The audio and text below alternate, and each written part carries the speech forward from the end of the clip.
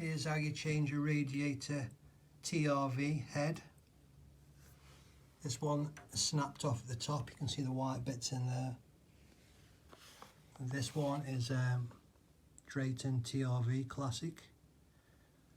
Simply unscrew the old fitting. We need to get rid of all these little white bits.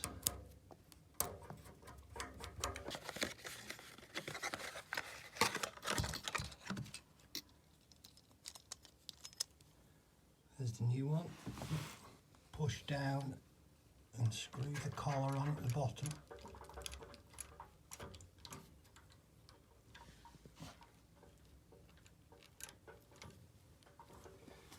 Making sure the numbers and the name of the valves on the front.